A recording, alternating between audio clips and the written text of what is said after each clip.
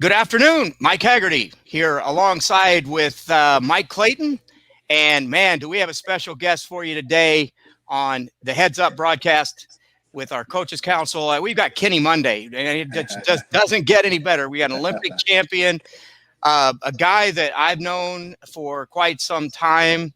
And man, I just really excited about doing this one because Kenny, I've known you as an athlete, known you as a coach, have the utmost respect for you. And, I know Mike's got some questions to ask as well, but just thanks for joining us today, first of all.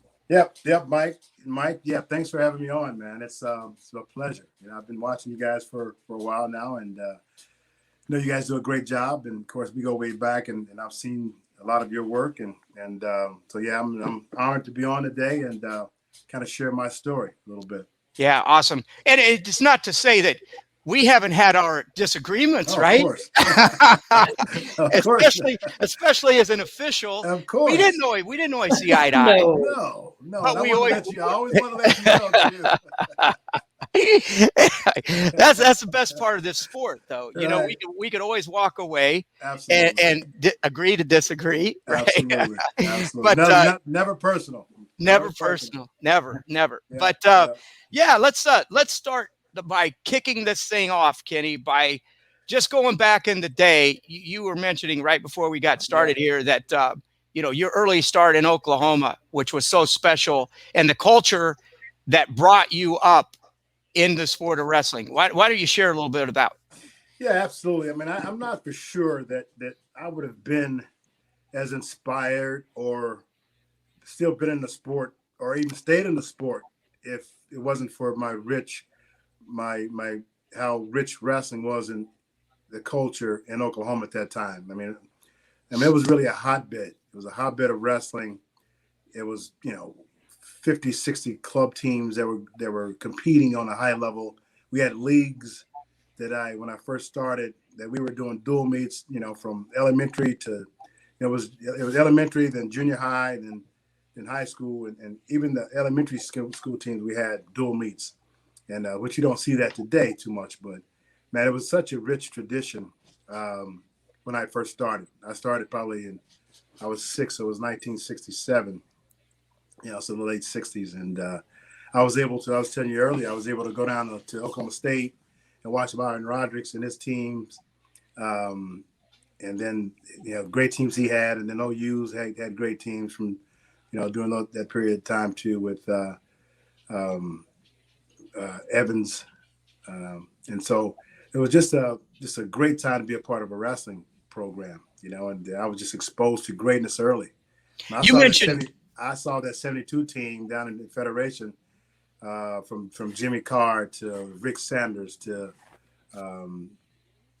Gable, Wayne Wells was an Oklahoma kid, right? Oklahoma guy. And so I was exposed to greatness early, man, and that really kind of set the standard in my life from watching those greats. And I was just kind of a student. As a kid, I was just a student. I would just watch the champions and watch how they warmed up, how they competed, how they won, how they lost.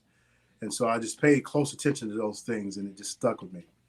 Kenny, what were some of the contributing factors of a young guy, 6 years old, starting out in Oklahoma to the point that you're an Olympic champion?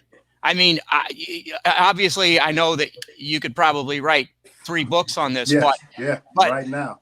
What it sort of in Reader Digest version then.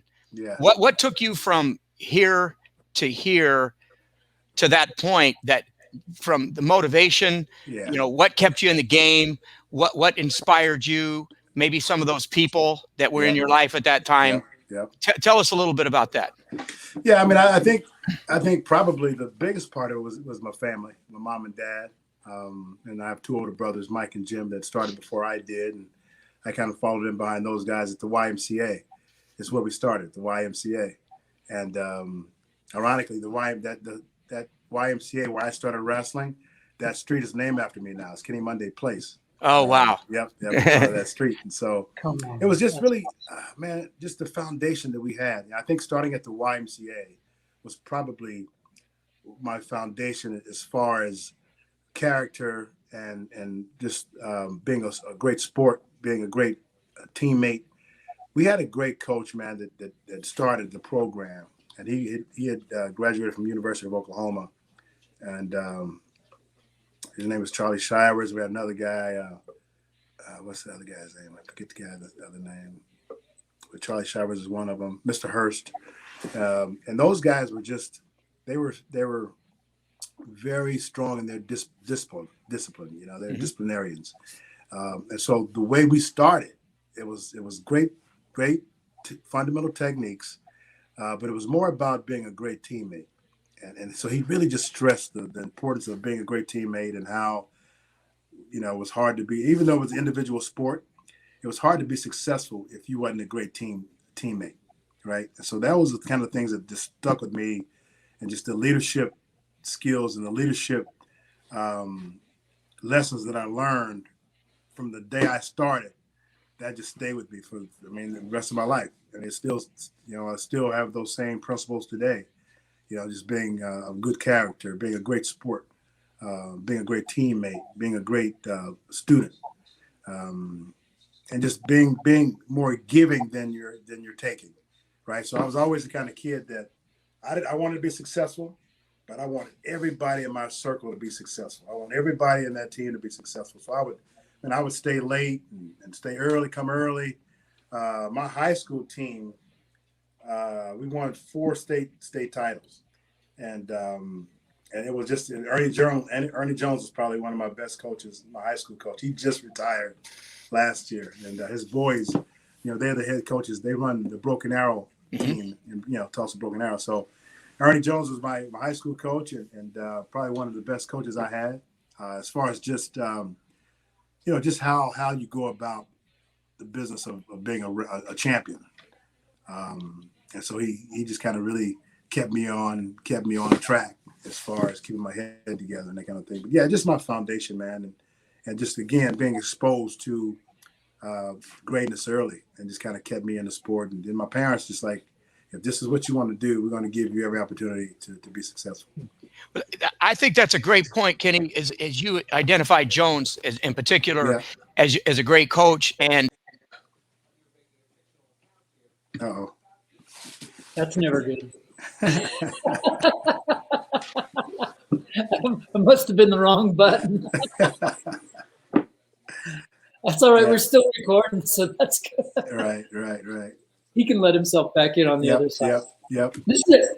I'm just going to keep talking whether this records or not, because I love it. So youth, you talk about family and the culture and the leadership and being a good teammate.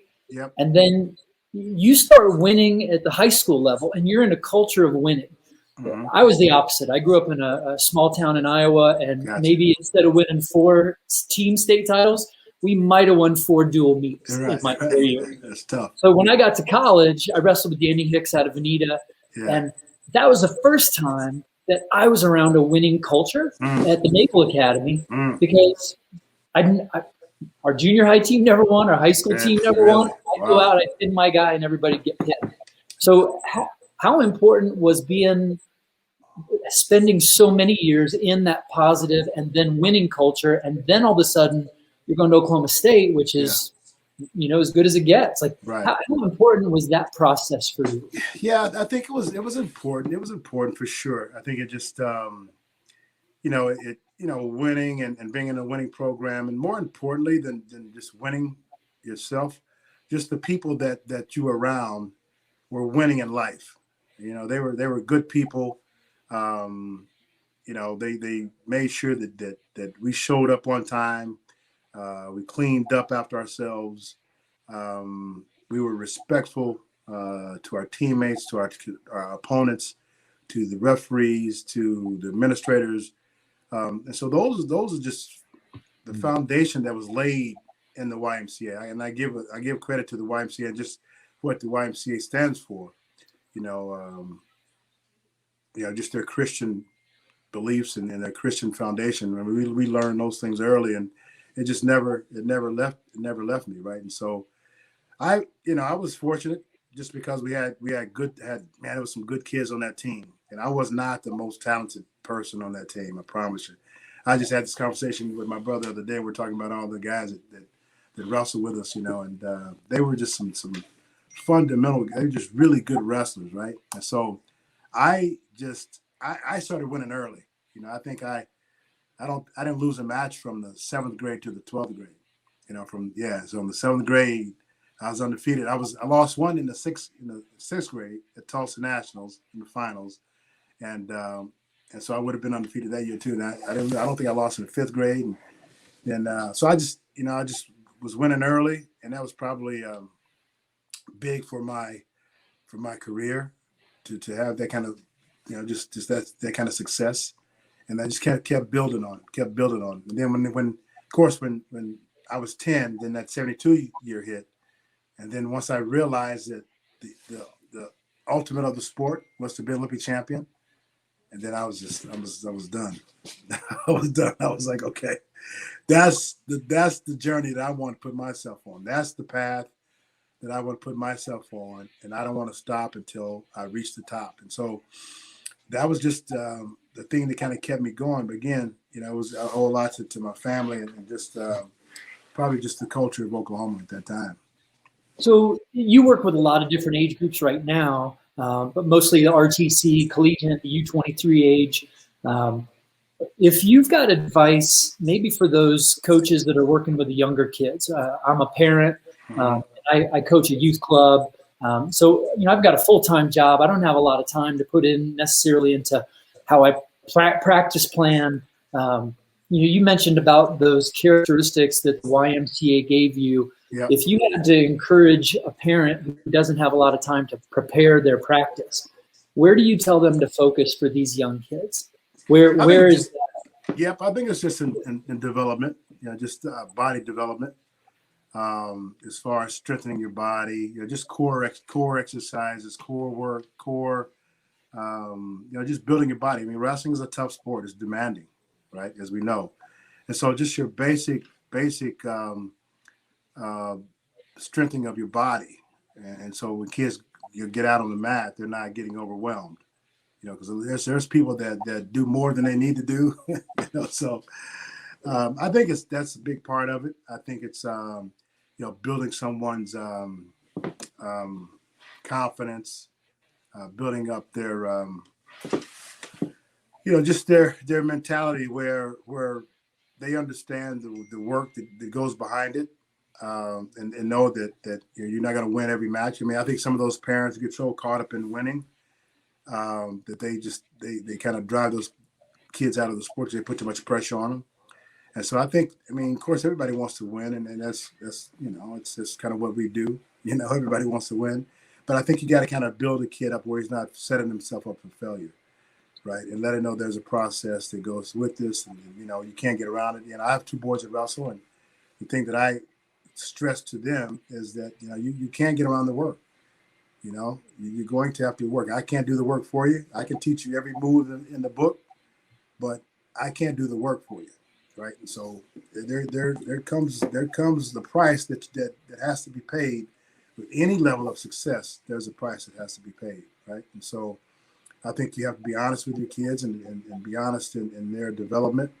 Try to get them in the right environment, get them with the right coaches, get them the right mentors, and then just get involved and try to put yourself in an environment where it's positive and uplifting.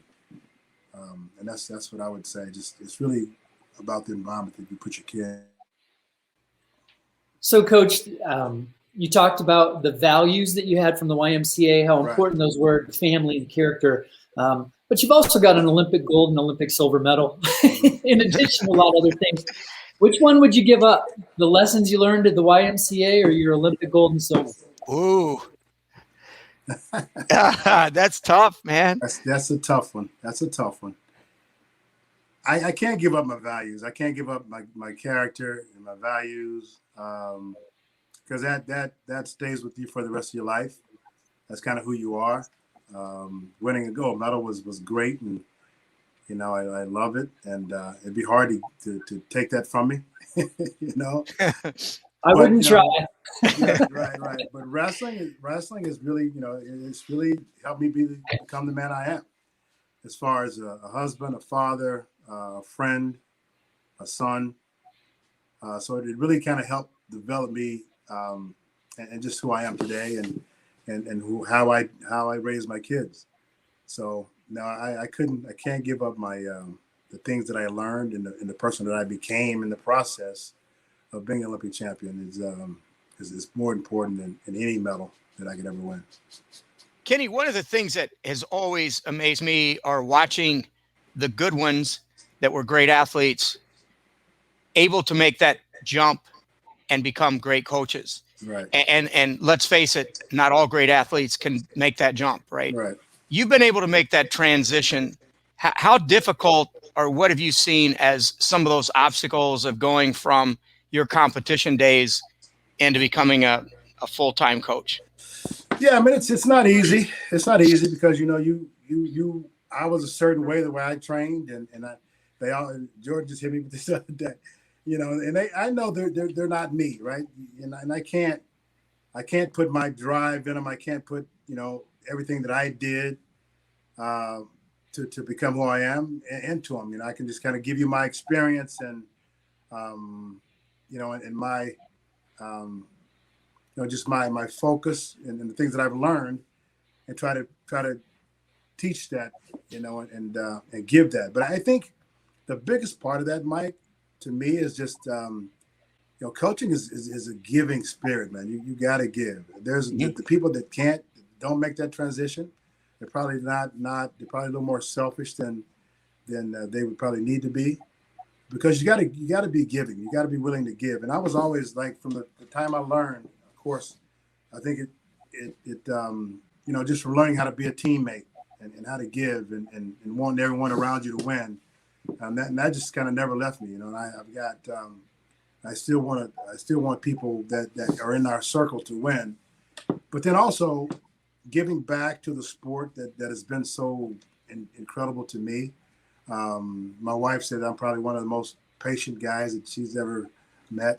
And I think that's a big part of it, just being patient and not overdoing it and not crossing that line. As a parent, that's really been probably the toughest part of it, is being a parent and a coach, right? Because you've got to be somewhat edgy to get to the level that we compete at, right? You do.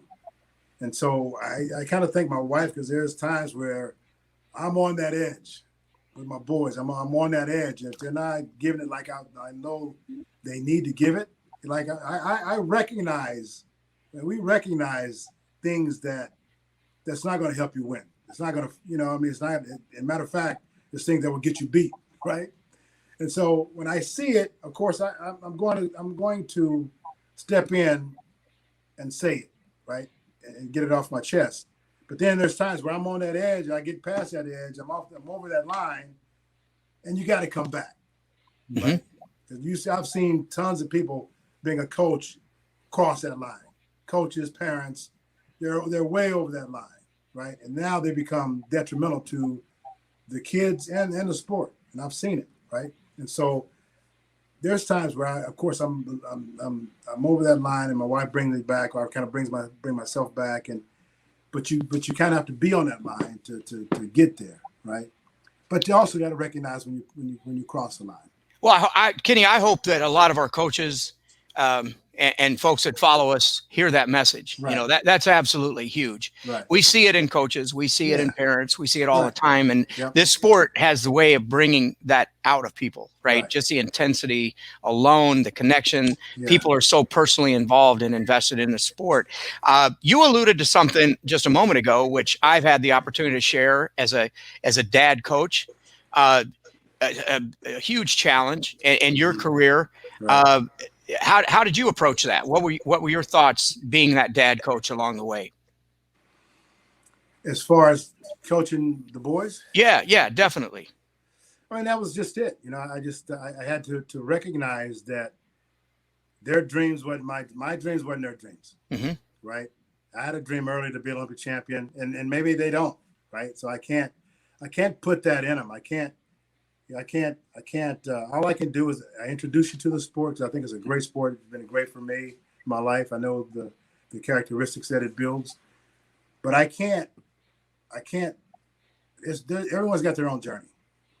Every man's got their own journey. I don't care where you come from, who your dad was, who your mom was. Every person has got their own journey, and you just really can't. I can't put my journey into theirs, right? I can just give them my experience, and so I try to stay in tune with that, and try to focus on just helping them be the best person that they can be, and not having the expectations that I had of myself to a certain extent, which gets hard, right? Because I, like I said earlier, the things that will get you beat and the things that will help you win. You know it, right? I mean, there's, especially at our level, I could see the fine points. And so I try to give them that, and then when I don't get it, when I don't see it, then it's frustrating. Right? Mm-hmm. It's frustrating. But then I got to check myself and say, okay, well, I can't force it, right? I just got to let them build and let them do their thing. How do you, when you I had a coach call the other day, and he was pissed off about his bronze, right. and I was standing my ground, and we just at the end of the call, and it turned out I was wrong, right? And I had to, but I wasn't prepared for going to that level of intensity. And in wrestling, we can get intense really quick. Real quick. How do you recognize it for you, and how do you come back to being on that line as opposed to over? Work for you. Yeah. I think just being humble with it, and just I think recognizing if you're wrong, own up. Own up to it, right? Because I've been wrong. I've been wrong in the way that I've coached. I've been wrong in certain things that I've done. But I wasn't afraid to admit it, and I wasn't afraid to say I'm sorry. If I did something that wasn't right, or got taken the wrong way, and even referees, man. One of the things that I do, and I did it, man, from the time I was little, and I did it as a coach. And Mike, you might have seen that. If I'm at a tournament as a coach, I'm going to make sure that I put my eyes on every referee there, and I'm going to go up to them, and whether we had problems or not, I'm going to shake your hand as a man. I said, man, I'm thanks for being here. Great job. I know it's not an easy job, but I'm going to let you know that I see you, and I appreciate you being here. Now, I've always done that from coaching kids. I always try to make it a point to go put my hands and shake hands with every referee that's in the gym. I'm on the mic. I don't know if you see me do that. At the end of the tournament, I'm going to come find you if I can. And shoot, Kenny, I thought it was just me that you loved. I don't say I don't love them. I'm not going that far. But I respect them. Fair enough. I respect them. Fair enough. Hey, I got to ask you this before we get through too far, because there's so much I'd like to ask you, and love for I love your stories, your background, the depth in the sport. But obviously, wrestling is so much about the connection, the networks, the friendships that we make. You had an incredibly special relationship with Dave Schultz, and I watched that. I was there at the time you competed at those arenas, whether it was Topeka, Kansas, or I think it was Pensacola, Florida. Right. Where the trials were taking place, and it was the time that there's a bit of a torch change, right? Handing it right, and the way that you guys handled that. I mean, you don't see that in sports very often. That was special. And I'm sure that it was more than superficial or just for the cameras. This was about a true friendship. It was probably a more of a respect level, and just great recognizing great. I think, we go way back. I mean, Schultz he was at OU when I was being recruited out of high school, right? And so he was actually the last guy I talked to before I made my decision on what school I was going to. Whoa. Yeah. And him and Mark picked me up on my recruiting trip to OU. So we kind of go back, and really the only reason I didn't go to OU, one of the reasons I should say, not the only reason, but probably one of the reasons is I couldn't they had Mesker at the weight class. Mm-hmm. I just, and I wanted to start right away. I didn't want a red shirt. I never did red shirt coming out in college. So I wanted to come out. I was done with high school, and I wanted to get on that level and compete. And so I didn't want to sit. If I'd have went to OU, I would have had to sit behind Mesker. They either I'd had to cut to 34, which wasn't happening, or go up to 50, which I was too small at that time. So the best bet to go to OU probably would have had the red shirt that year. And I didn't want to, so I wanted to come out firing. So Leroy had graduated from Oklahoma State, and so there was an opening at 42, and I could come in and start. And so that was probably the reasons why I chose, or one of the reasons I chose Oklahoma State. But yeah, Dave and Mark they picked me up on recruiting trip, and so I got to hang out with them, and of course I was a fan. I was already a fan. I mean, Schultz was a All-American at Oklahoma State his freshman year. Mm-hmm. And so I watched him wrestle, right? So I was a fan. Kind of growing up. He was before me. So I recognized how good he was. And I think once we started competing, I think he realized that I was kind of the guy that was coming up that was going to push him and going to challenge him. Me and Lee Kemp are really good friends.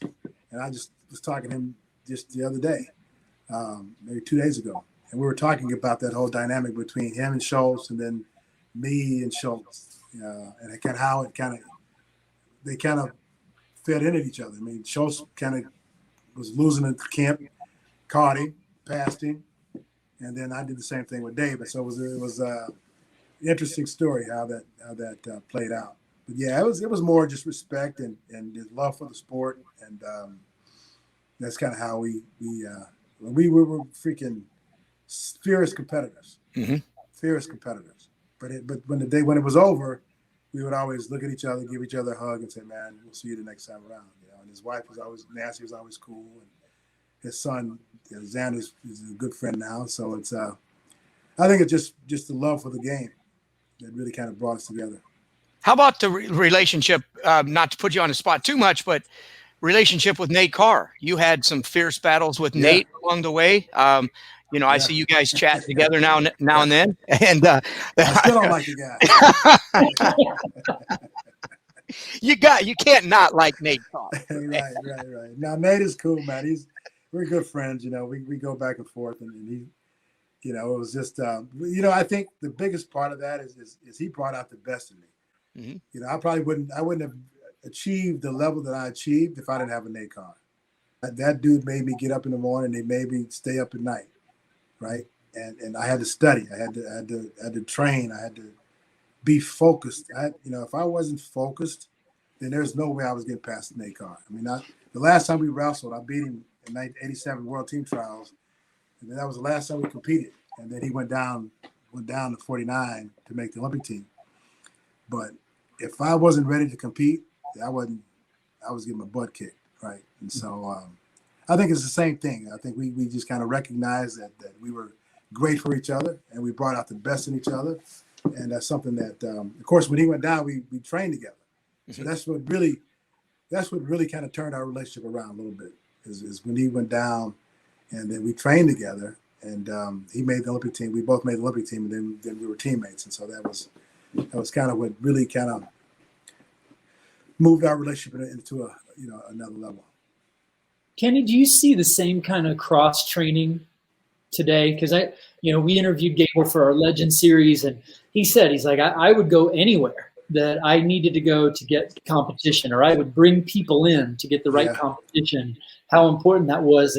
I mean, you're on the elite level of coaching today. How often does that happen where we cross-pollinate these ideas and these training environments? Yeah, I think it happens probably more so now that we've got the national team than it did back in those days. We just didn't have the resources. I mean, guys were kind of on their own, and wrestling has changed a little bit, a little more resource in the game, a little more money in the game with the club teams, with Tide Mercury, with Sunkiss Kids, and those guys that are helping these athletes further their careers. And so we got, and then the national team is funded. So these guys are being able to bring these guys together and train, in one room and under one system, one coach.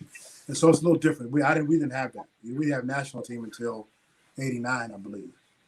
And so we were just kind of on our own, and how we kind of depended on, Sunkist kids is kind of what really brought us together in that type of environment.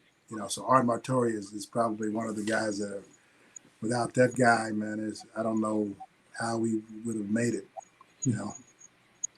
Certainly a special individual. Art's done so much for our sport, Right. and it's guys like that. But the next thing I'd like to ask you, Kenny, is just kind of what would you say as a message from that guy that started in a small school in Oklahoma and moved his way through high school, college, won an Olympic title, coaching elite athletes today? What would you tell these coaches that are starting out if the question were asked to you, what would you like to know today, now that you have learned and you can share with these guys entering into the coaching field?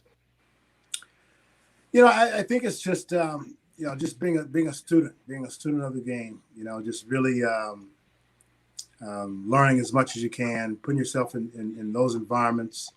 I think going overseas, being part of the national team, being a part of USA Wrestling, being a part of that network gives you that experience. I see a lot of these young coaches, and I think what really moves them to another level is they get the opportunity to be around the best guys in the sport, like the guys that the Dicks, the Taylors, the Cox, the JOs, these guys. They get a chance to be around these guys, right? So they kind of see how they're training, how they're moving, their habits.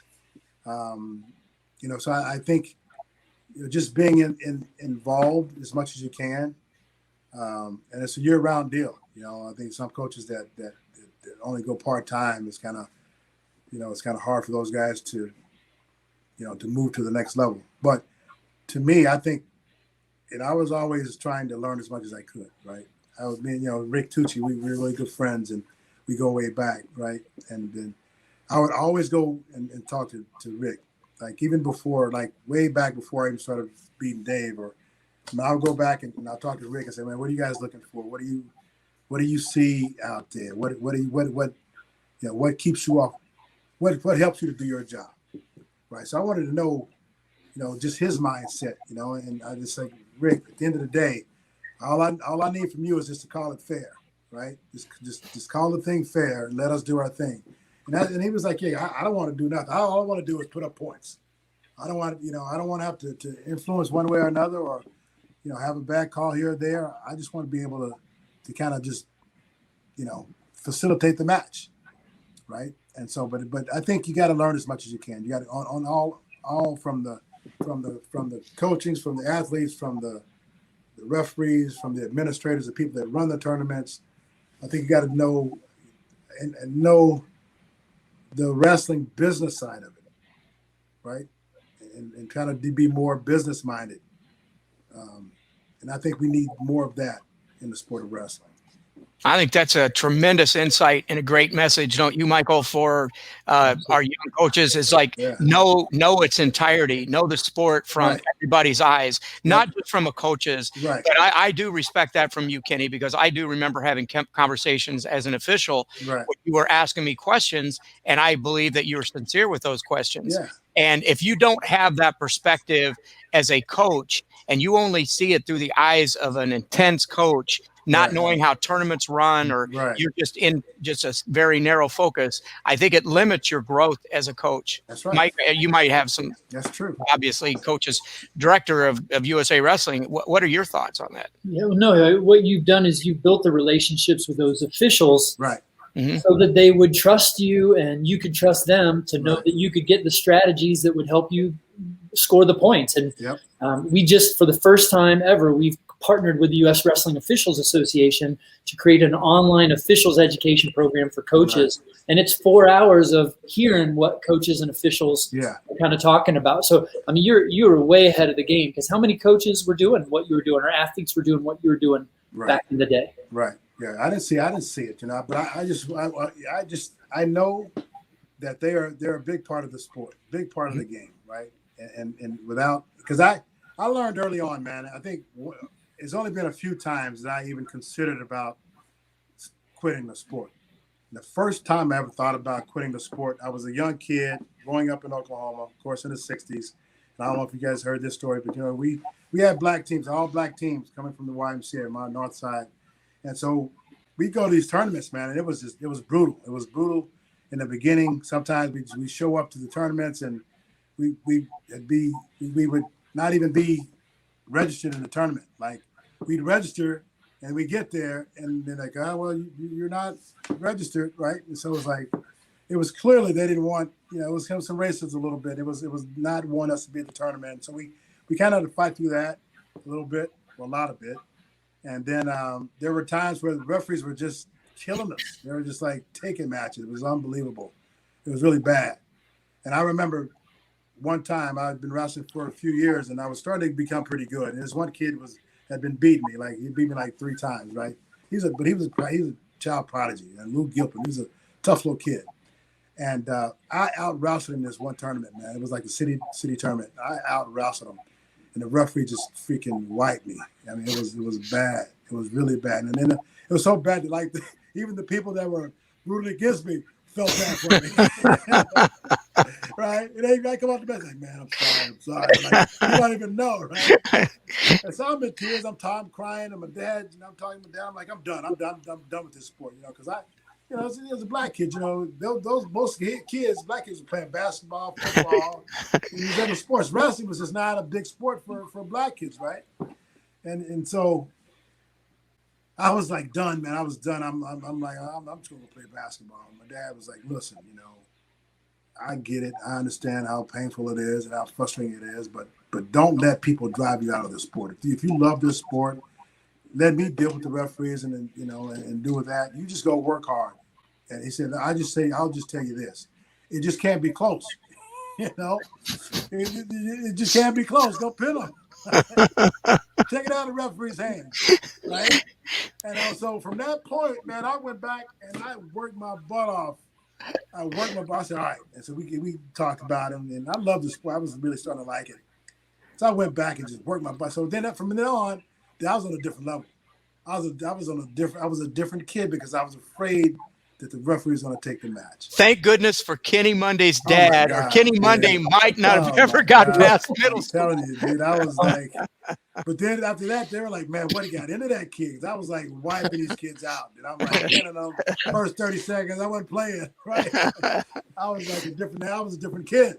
And so that really, that got me over the hump, man. It really did. It got me over the hump. And then from that point, I was always looking at the referees and look, man, like, shaking your hands, looking them in the.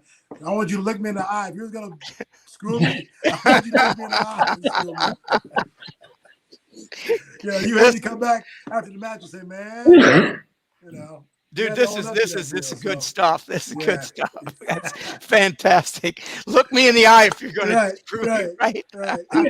So many of us don't understand why, in the last year or two, we've gone from George Floyd and companies and organizations are looking more at diversity and inclusion. And I think a lot of us, like, if we're white and we don't have a lot of exposure to diverse backgrounds, we might say, this is just overplayed. This is too much. But you have some blind spots. When you go back, right, and you hear these stories, you hear what you had to go through as a kid. Help me understand a little bit about what steps a coach like me that might not have that background, how do I make a difference? How do I tell my all-white team when we're going to competition, hey, you might be going to a tournament, there might be some black kids today that you're going to wrestle. They are the exact same as each one of us. How do we do that as coaches? Yeah, I think, it starts with that communication, for sure. I mean, I was, and had to talk to a lot of kids growing up, right, when I would experience it. Like, I was on, like all-star teams in Oklahoma, and we get together. I might be the only black kid on the team, and then something happened, and then I'd call them out. I'm like, look, I explained to them how that made me feel, right? And then so it's growth, but it's communication. I think one of my things is I think we need more black referees, right? That's something that I've always kind of talked to USA Wrestling about. I mean, we got to go recruit people. We got to go recruit these ex wrestlers. There's a lot of wrestlers out there. They don't go into coaching and they don't go, they still wrestlers, right? Once you're a wrestler, you're always a wrestler. I think if we go with recruit more and just make an effort toward it, and not just let it come to us, then we can make a difference there. We can get more black officials in the game, and more black kids. I just think that one of the organizations I joined, Black Wrestlers Association, BWA, I mean, that kind of originated behind the George Floyd murder. And so we were just kind of frustrated with what was going on and that whole thing. And so we kind of got together and said, look, what can we do to push this conversation and let people know that there's issues that we need to get better at as a country. And it's not over. Matter of fact, I grew up in Tulsa, Oklahoma, and you guys have probably heard about the 1921 massacre on Black Wall Street, Greenwood. I'm a direct descendant of that. So my great grandparents had businesses on Greenwood. My wife, she's going back to Tulsa tomorrow, or tonight, for the centennial recognition of the 100 years.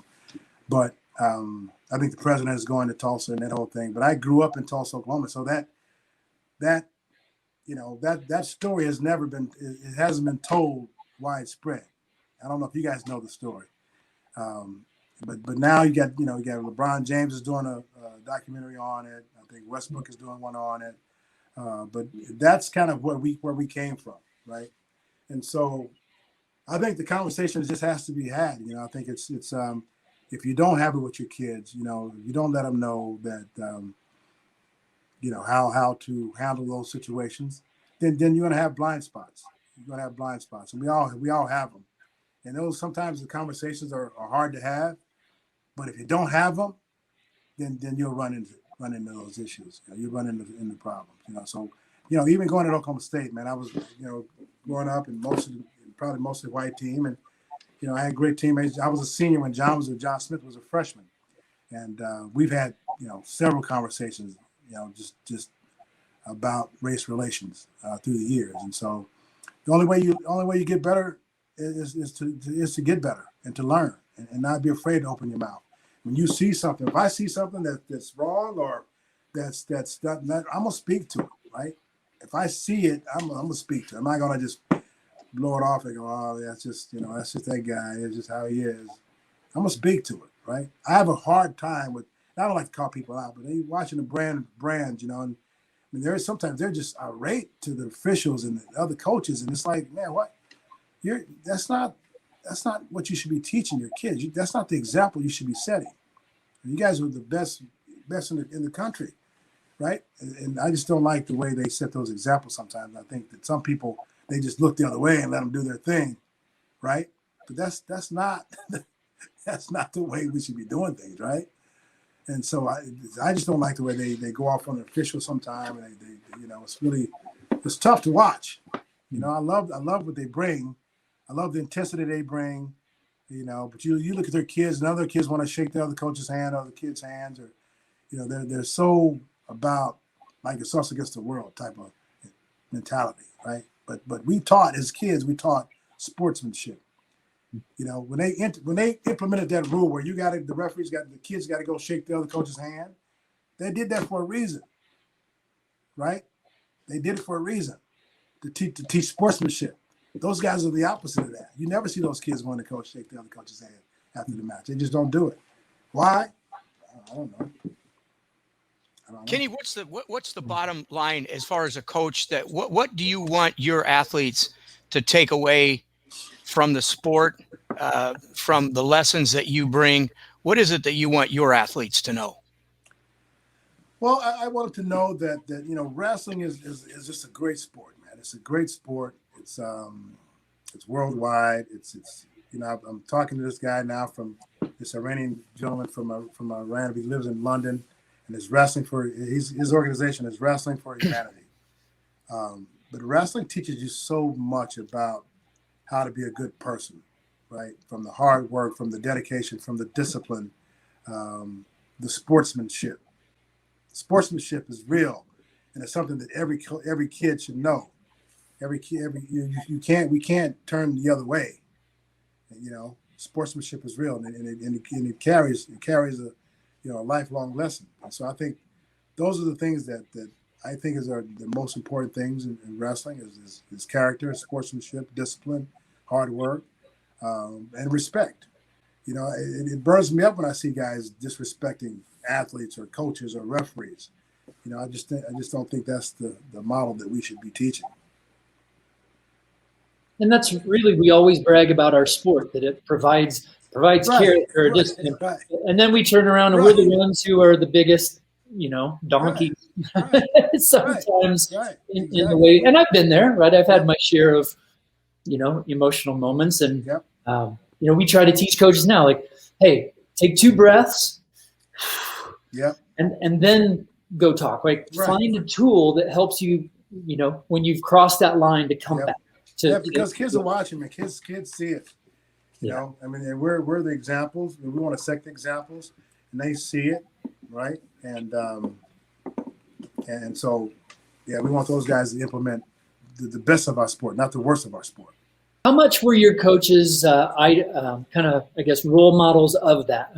Having those role models and those mentors. I mean, Myron was definitely a mentor. As I got older, Tommy Chesbro was my college coach, and he was a descendant of Roderick. And so, just being around those people that were doing the right things in sport, doing the sport the right way, holding guys accountable for their actions, but building men, taking guys from boys to men. And so, that's huge. It's a huge part of my development. From Ernie Jones being my high school coach. He was more, Ernie was more than a technical coach, right? He really taught me more about life and how to stay humble, how to handle press, how to handle that success, because it got to a point to where it got really heavy as far as being who I was, just because I didn't lose a match in high school. So, and probably one of the highly recruited kids coming out. And so just trying to deal with success and deal with people and still being, a fierce competitor and doing my thing and not shrinking from who I am, but trying to do it in a way that people see you as more than as a wrestler. I mean, people see you as a bright spot for the sport, someone that really cares about the sport and cares about people.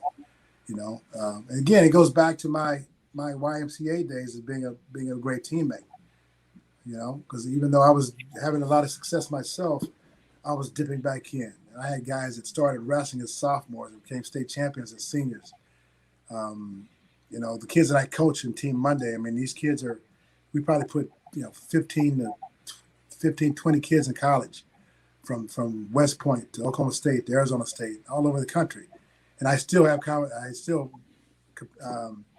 communicate with those guys today, right? And they still call me Coach Monday, and these guys are raising kids now, and so we touched a lot of lives, and so that's just the thing that I wanted to leave in my legacy is who I am as a man, that I care, and I want to try to give back to the sport as much as I receive from it.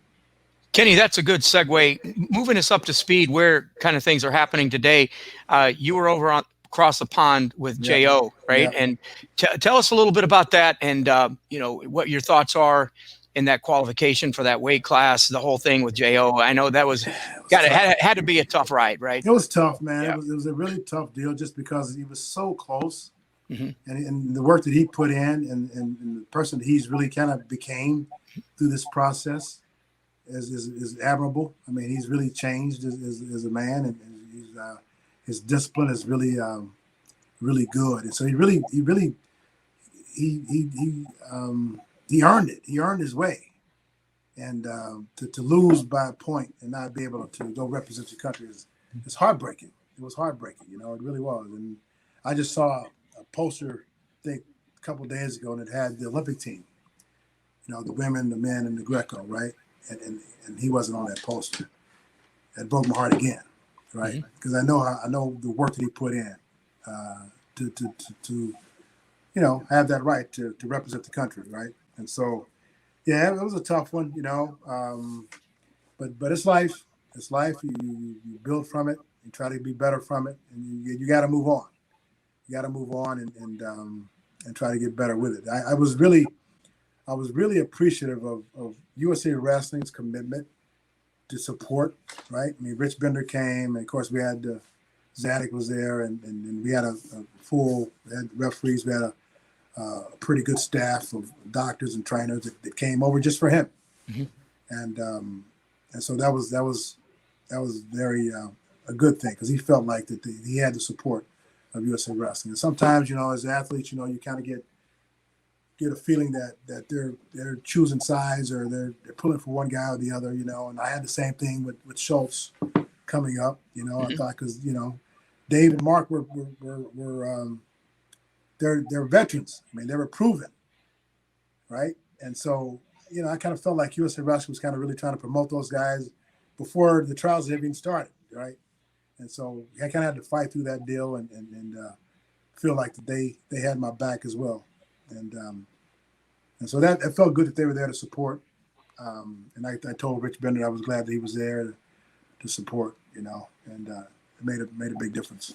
I know that from the very top, from the IOC, et cetera, that they went geographic, build for the Olympics and representation. But is something wrong with it? That, I mean, when a guy like J.O., is there something missing here? You got a guy like J.O., or anybody for that matter, on our freestyle team, or maybe the Russian team, or whatever it might be, to not get there. I mean, we're trying to celebrate the greatest athletes. It seems to me, and I'm looking at it from the outside, right? It's like something's missing here. Yeah. It definitely felt that way too. I know there's a process, and it is what it is. Mm-hmm. But it's a tough one, man. It really is. I don't know how to fix it. I really don't. I have a problem with it just being 6 weight classes. Mm-hmm. I think that's a tough deal. I think it hurts kids. I mean, you got these kids that get caught in between weight classes that are, trying to cut down in between. Every guys, the 61 kilo guys are just almost out of the sport. Mm-hmm. You got to go up, they can't go down. And J.O. is kind of in between. He's a tweener, really. And so it's a tough deal that we had to cut our weight classes to 6 and then go back up for the world championships. It just doesn't make sense to me. Now it's a hard one to swallow, I think, for most anybody that's fairly connected to the sport. Right. We're obviously not going to change it, but right. Hopefully, I thought they should have had a 2 second. If you're only taking 2 to qualify for Olympic Games, mm-hmm. It should be a 2 second. Yeah. You can't let guys just have the luck of the draw, and they get there. You're not the second best guy in the weight class. Very well said. You know what I mean? Yeah. We should have the, especially in that situation, they should have the 2 best guys in the weight. Mm-hmm. So no, that I totally agree. That one, it doesn't make sense either. But right. Again, I guess we can voice our opinion, and we can certainly vent here. But Kenny, what's your last message? Speak to our coaches out there. Give us some Kenny Monday insight, something that nobody knows about. Tell us something, man. It's kind of hard to tell you guys something that you don't already know, right? but it's almost impossible to teach what you don't know, right? And I tell these guys all the time, you can't teach what you don't know, and so and really you can't go where you're afraid to go too. So I just think you got to educate yourself. You can't be stubborn. You can't think you know it all. I'm 59 years old, almost 60, and I'm still learning. I'm in the room just yesterday working out with a kid. And I can still roll. I feel good about that. But I still learn, and I try to learn from everybody. I learn from you. I learn from Mike. I learn as much as I can, and I try not to put myself in a position to where I'm Olympic champion, world champ. I get all the answers. I know everything. I know a lot. I've learned a lot. I feel like I've mastered this sport, but I still can learn, right? I can still learn, and I still try to stay humble as much as I can, and try to not to put myself.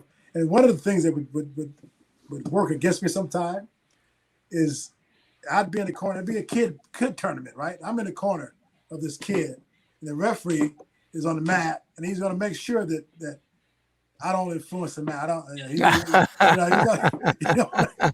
If I question him, he gets pissed off. He's like, "Are you trying to bully me? Or you trying to?" No, I'm just a regular guy asking questions, right? And so I would get on both sides. I get on both sides. I get some of those guys that want to prove that they're not intimidated, right? And go the opposite. And the guys that are intimidated, and they give me the call. So it's like, how do you win? How do you win? No, it's just it's we got to continue to build this thing, man, from the ground up, and be more business minded, and try to get more opportunities for these young kids coming up to wrestle in this greatest sport in the world, man. It's I think, and I tell people this all the time, I think it's the best time to be a wrestler. I think it's, in my lifetime, it's the absolute best time to be a wrestler, just from the opportunities that we have and the internet and how much you can learn and the teams that we have. And these guys our senior level guys, man, these guys are good. They're good. And they're not only good wrestlers, but they're good people. You know, the Burrows and the Takes and the Dakes and the Taylors. I mean, these guys are good people, good family guys, man. And I've seen these guys since they were kids, right? Since they were 10-year-old kids, talking to their parents back when they were 10. I remember talking to David Taylor's dad at Tulsa Nationals. He was almost thought about coming to Texas at one time. He ended up going to Ohio, but we were just talking, and I'm trying to give them the blueprint and what you need to do for your kid, and giving us some advice. And so to watch those kids now that are competing for gold medals, it's really special. It's really special. I'm going to give Mike a chance to ask a question here, and that will kind of draw close to it. If you've got anything else, Mike, certainly. But I'll tell you this, Kenny, I know that I'm a better man because I know you. I appreciate you. I've always respected you as an athlete, as a coach, and what you've given to the sport. And I know that there's a lot of people that have been touched by your greatness of being a great athlete and being a great coach. And thank you for, giving back so much as you have over the years. And I certainly didn't realize you were almost 60. Now I'm really feeling old, dude. But we so much appreciate you and what you've blessed us with. Mike, any closing thoughts or updates? I gotta go catch a plane too. I gotta go catch a plane. I've got the best job this weekend. I've got the best job in the world. I get a chance to work with guys like Kenny Monday and Mike Haggerty. So if there are coaches that want to reach out or find out more about you, or maybe even try to get in touch to get some advice, I'm accessible. What's the best way to do that? Instagram. Just direct message me. Twitter, you can find me, or I'm at UNC, and so you can. I'm not hard to find. Awesome. I'm not hard to find. Thank you so much. And I'm willing. I'm willing to help in any way I can. I do camps, clinics, that kind of thing, and or just I'll get people just calling just to ask about how should they raise their kid, right? Whether he's a beginner, whether he's a little superstar, because those guys need to be managed. Even if you got a superstar kid, they need to be managed in a different way, and that's just being honest. These guys are bringing them up, right? And so some of the parents never wrestled; they just got a special kid, and so those kids need to be managed as well. They need to be, kind of led in the right direction and give some good direction and how they succeed in the sport. So thanks. Well said, Kenny. Mike, thanks for being on with us again today, of course. Kenny, thanks for joining us. We'll let you get on that airplane. Yep. Keep in touch. And we thank all the coaches, of course, for joining us. And we appreciate you tuning in with today with Olympic champion Kenny Monday. But we'll be back here soon with another edition of our Coaches Council Heads Up. Thanks for joining. Sounds good, guys. God bless. Yeah.